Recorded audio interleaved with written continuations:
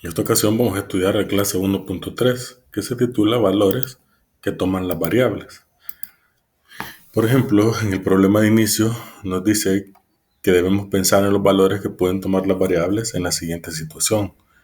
Cuando dice variable se refiere tanto a X como a Y. ¿Qué valores es posible que ellos puedan tomar?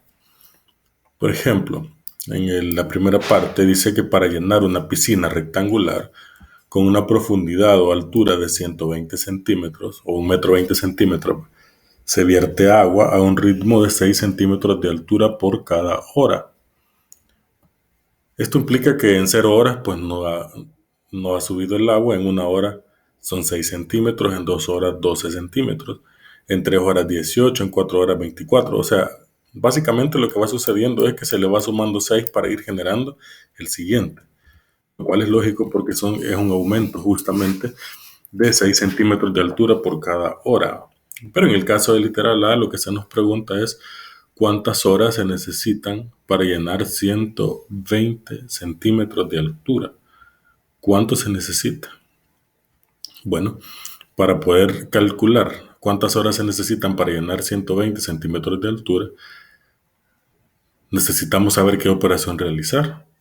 Como son 6 centímetros de altura por hora, para calcular la cantidad de horas tendríamos que dividir 20, por ejemplo aquí, en este caso, para poder saber cuál sería el resultado en horas. Vea, si usted divide 24 entre 6, ¿cuál es el resultado? 24 centímetros de altura entre 6, que son cada hora. Entonces aquí está dividiendo lo que ha acumulado entre la cantidad por cada hora. Entonces el 24 entre 6 le va a dar 4, que es este 4 que está aquí. Entonces básicamente lo que estoy diciendo es que cuando usted divide la altura que se ha alcanzado entre los 6 por cada hora, le va a resultar el tiempo que se va a tardar en llenarse.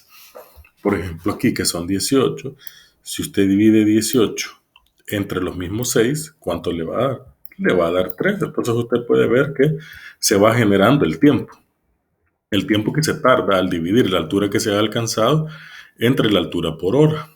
Ahora, como aquí me está diciendo que necesita 120 centímetros, ¿cuántas horas se necesitan? Entonces tendríamos que dividir 120 entre 6, que son los 6 que va a crecer cada hora.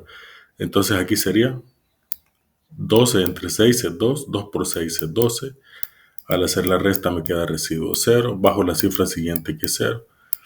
¿Qué número multiplicado por 6 da 0? El mismo 0, ¿verdad? Entonces al final no nos sobra nada y tendríamos que sería 20. Significa que se tardaría 20 horas en llenarse. Esa es la solución en el caso del literal A. Así de sencillo vamos a responder. Mire, entonces aquí tenemos, como cada hora se llena 6 centímetros, entonces 120 entre 6 nos va a dar 20. Entonces resultan ser 20 horas. En el literal B el problema nos pregunta si el tiempo transcurrido del llenado de agua se expresa con X, ¿desde qué valor hasta qué valor puede tomar la variable X? Ustedes pueden verlo acá. El valor de X, ¿cuál sería? El valor de X es la cantidad de horas. El primer valor es 0. Este es el primer valor que podríamos tomar. Y el último sería 20, que es el que acabamos de hallar, porque ese es el que salió para 120 centímetros y resulta que hasta ahí se llena. Entonces no puede subir más el agua, ese es el límite.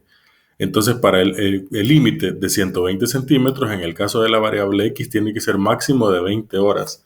De 20 horas no se puede pasar porque a las 20 horas ya se ha llenado y no va a pasar el metro 20. Entonces sería hasta ahí, hasta 20. Entonces los valores van a oscilar entre 0 y 20. Por supuesto que tenemos que saber cómo se va a redactar eso, ¿verdad?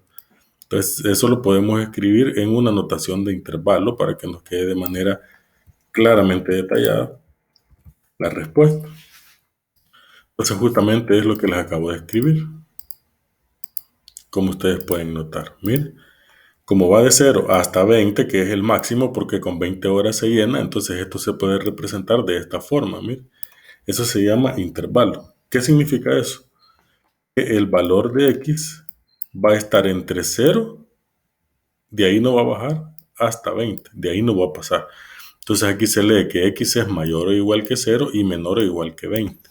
Esa es la forma correcta de leer eso. Pero la idea es que usted puede entender básicamente que los valores que puede tomar X oscilan justamente entre 0 y 20. De ahí no va a pasar de los dos extremos. En el caso del literal C, lo que nos pregunta el problema, dado que la variable y representa la altura, desde qué y hasta qué valor tomaría la variable y. En el caso de y, que es lo que está abajo, tomaría desde 0 y el último valor, para 20 horas la altura es de 120. Entonces ustedes pueden notar que el valor que tomaría y está entre 0 y 120. De ahí no va a pasar. 0 no, porque no puede tener menos de 0 centímetros de agua, ¿verdad? Eso no existe. Y tampoco puede tener más de 120 porque con 120 centímetros se llena exactamente. Entonces tendríamos que en el literal C, tenemos que va desde 0 a 120 y se va a escribir así.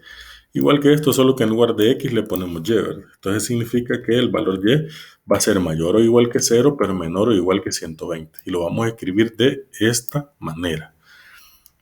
Y ahí está, ¿ven? Aquí están los valores máximos para ambas variables. 20 para X y 120 para Y. Y ahí hemos respondido ese literal.